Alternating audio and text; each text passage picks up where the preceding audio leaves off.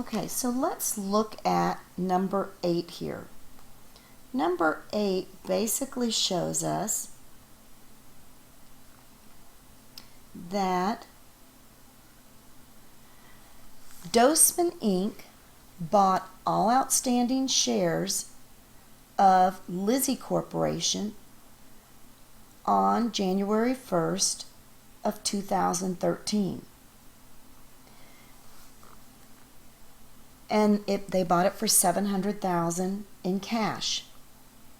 This portion of the consolidation transferred results in a fair value allocation of $35,000 to equipment and goodwill of $88,000. At the acquisition date, Doseman agrees to pay Lizzie's previous owners an additional $110,000 on January 1st if Lizzie earns a 10% return on the fair value of its assets. You know what? I'm dealing with something that's related to contingencies, so that is not a good one for me right now. Let's look at problem 9. I'm sorry about that, guys. I gave the wrong one to start with. Let's look at 9, because we haven't talked about contingencies. On January 1st of 2013, Phoenix acquired 100% of the outstanding voting shares of Sedona for $600,000 cash. At January 1st of 2013, Sedona's net assets had a total carrying amount of $420. Equipment was undervalued on Sedona's records by $80. Any remaining excess fair over book was attributed to a customer list developed by Sedona with a 4-year remaining life, but it wasn't shown on the books. Phoenix applies the equity method to account for its investment in Sedona. Each year since the acquisition, Sedona's declared a $20,000 dividend. Sedona recorded net income of $70,000 in 2013 and $80,000 in 2014. So Sedona was acquired by Phoenix January of 2013. So the question states, what is the consolidated net income for Phoenix and Sedona for 2015? So basically, the net income, we're going to determine what will be treated as the consolidated income for the consolidated financial statements. You see here, Phoenix has revenues of $498, expenses of $350. And Sedona has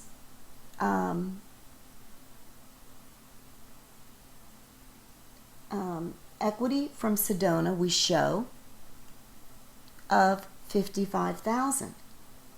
So the consolidated net income for Phoenix and Sedona combined will be the net income before the Sedona effect of $148 plus the $55,000 2015 income from Sedona of $55.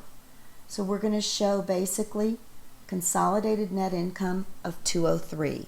I'm going to show this to you and spell it out because there's 2 different ways this can be created. One is just how I spelled it out, which I'm going to show you. So as you see here, Phoenix revs of $498,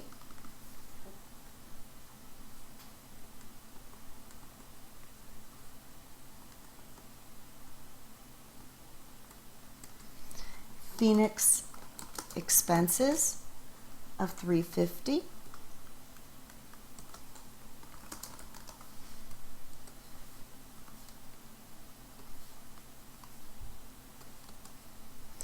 And then we'll take the equity income of Sedona of 55 to come up with our consolidated net income. 203. The other way we can do it is we look at the consolidated revenues, which are the 498 and the 285, which would be 783, and then we take the consolidated expenses of the 350 plus the 195, and then we would also need to include in that our amortization. So we basically have amortization related to the equipment, 8-year remaining life, and the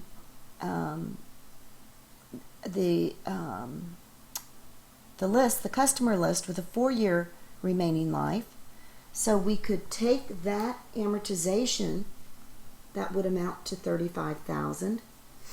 And so basically what we're doing here, excuse me, we show our consolidated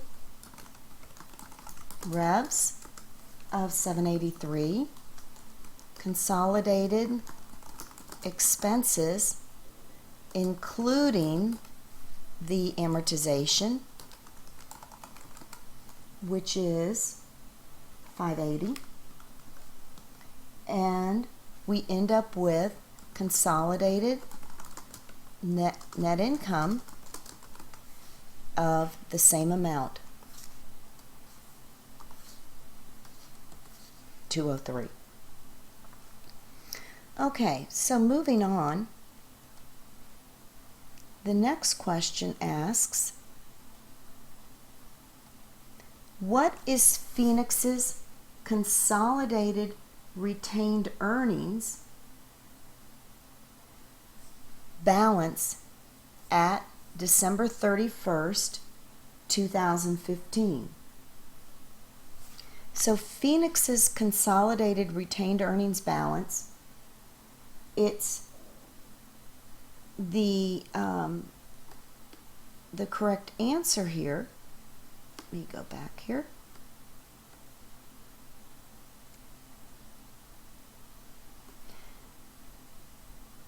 The consolidated retained earnings balance will be Phoenix's retained earnings balance because we are going to eliminate Sedona's retained earnings. So 250 will be the retained earnings balance consolidated, just like Phoenix on his own. On its December 31st, 2015 consolidated balance sheet, what amount should Phoenix report for Sedona's customer list? So basically, we need to show the consideration versus book value in excess and what was applied to what.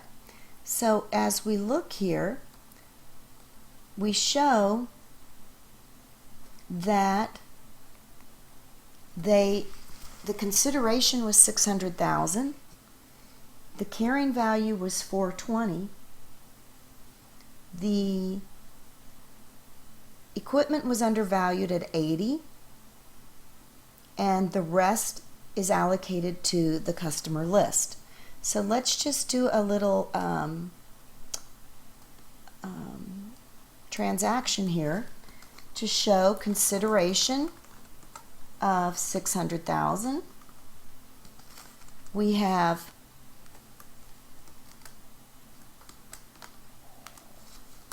the book value is at $420. The excess of book over consideration is $180, we know that equipment was understated. The fair value is $80,000 more. So that means our customer list needs to be the difference, or $100,000. Now, the customer list is supposed to be amortized over 4 years. So we acquired this company back in 2013. And it tells us it had a 4-year remaining life. So 2013, was allocated. 2014, the allocation. 2015, it was allocated. So as of the end of December 31st, 2015, that $100,000 has been amortized $75,000. Because if you look at this was amortized over 4 years. So in 2013, we took $25,000. In 2014, we took $25,000. And in 2015, we took $25,000. So our customer list on the books at the end of 2015 would only be $25,000. Now, so that primarily provides us with the information of how we allocate it and the amortization based on the useful life. I'd like to look at number 16. Let's see what 15 is here.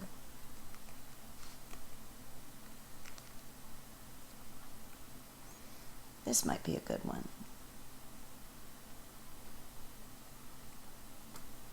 Okay, let's do 15. I think this will be a good one to help us apply this equity method. So Herbert acquires all of Rambus Company's outstanding stock on January 1st for $574,000 in cash. Annual excess amortization of $12,000 results from this transaction.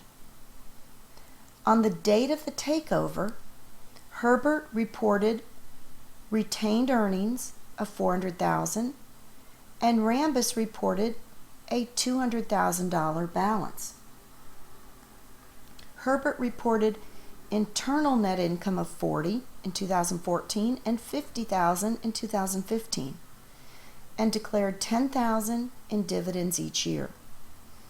Rambus, the subsidiary, reported net income of $20,000 in 2014 and $30,000 in 2015 and declared $5,000 in dividends each year. Assume that Herbert's internal net income figures do not include any income from the subsidiary. If the parent uses the equity method, what is the amount reported as consolidated retained earnings on December 31st, 2014? So we need to show what the consolidated retained earnings will be at the end of the period. And this acquisition happened at the beginning of the period. So let's pull up an Excel and basically start with the parent balance on 1/1/14. That balance is $400,000. That's what we started with. Now, The income from the subsidiary